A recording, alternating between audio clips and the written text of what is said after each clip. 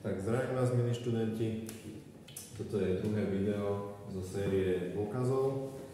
V tomto videu si objasníme poradí druhý typ dôkazu, a to nepriamy dôkaz. Môžeme sa do toho pustiť, tu už rovno máme aj vypísaný náš výrok. A teda, čo je potrebné, alebo čo je taký dôležitý krok pri nepriamom dôkaze. Na začiatok musíme spraviť tzv. Obmenu. To si vysvetlíme. Takže tuto možno pre zjednodušenie. Toto je strana A toho výroku a toto je strana B toho výroku. A čiže vlastne, keď si to píšeme dokopy, tak to vyzerá nejak takto. A implikuje B. A čo potrebujeme spraviť pri obmene? Pri obmene ide o to, že tieto dve strany toho výroku sa otočia a znegujeme ich. Čiže vlastne budeme mať z toho B negované, implikuje A negované. Čiže to isté potrebujeme spraviť aj s týmto výrokom. Čiže výrok. Čiže poďme si to prepísať. Čiže najprv toto píšeme, keďže to je Bčko 5. Keďže to máme znegovať, tak z nedelí sa nám stane delí. A N opíšeme. Implikácia nám ostáva. A teraz potrebujeme prepísať toto a znegovať to. Čiže 5, tuto opačne ako pri tej strane B a teda pri tej strane B, čiže máme delí, čiže keď to znegujeme, bude nedelí. A opäť zvyšok opíšeme zátvorka N na druhu plus 6. Dobre. Čo ďalej, lebo pri tých priamých dôkazoch tam sme si ukazovali postup pre párne N a nepárne N. Ale tuto nevieme ani jedno použiť.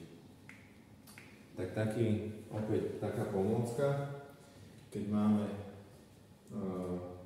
takto zapísané to 5 delí N, tak môžeme spraviť takú vec, že keď chceme to N-ko si vyjadriť, tak to N-ko vieme zapísať ako 5-násobok akéhokoľvek čísla, pretože 5-násobok akéhokoľvek čísla vieme vydeliť 5-kou. A takto platí aj pre ostatné čísla. Pre štvorku, pre trojku, pre šesku a tak ďalej. Vždy, keď máme 7 delí N, tak keď chceme vyjadriť N-ko, 7 násobok akéhokoľvek čísla nám vydelí sedmička. Takže s tým istým budeme pracovať aj tu. Môžeme si to zmazať. Čiže môžeme si to prepísať. A pri implikácii nám stačí narábať iba s jednou stranou. Pretože keď jednu stranu dokážeme, tak automaticky platí aj tá druhá. Takže keď to platí, platí aj to, pretože to implikuje. Takže my budeme narábať s touto stranou, čo je vlastne to A znegované. Takže môžeme si tam dosadiť 5 nedelí v zátvorke. Keďže toto ideme nahradiť a máme to umocnené, tak aj to si musíme dať do zátvorky. Potrebujeme A na tú zátvorku. Normálna zátvorka 5K, to máme celé na druhu a plus 6 popíšeme. Nie, to má byť hranatá. Tak, teraz ako pri priamom dôkaze vypočítame, čo vieme. Čiže ako pri priamých dôkazoch vypočítame si, čo vieme.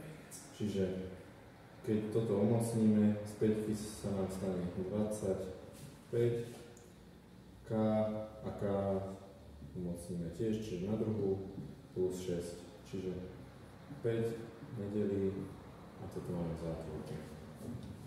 Teraz možno poviete, že pri priamých dôkazoch sme vynímali pre zátvorku, ale to nemáme nič také evidentné, že vieme, že majú spoločné niečo, že to vieme vyňať.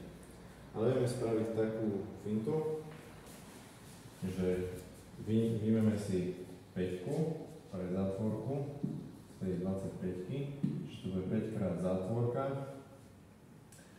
Z tej 25-ky nám ostane 5-ka, K na druhu opíšeme, pripíšeme jednotku teraz by nám to dalo len 5, tých plus 1, že nedostali sme sa k tomu pôvodnému, ale vieme spraviť to, že sem napíšeme plus 1, čiže po vypočítaní tohto by sme sa dostali opäť k tomuto 25 na druhú plus 6.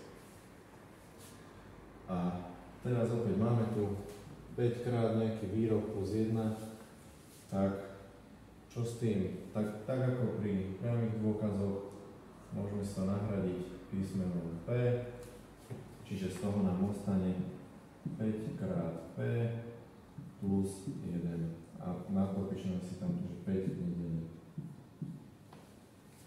No a čo s týmto? Vidíme, že vlastne túto časť, to 5P, to by nám 5 vydelila, ale keďže tam máme tú plus jednotku, nevydelila by nám to bez zvyšku.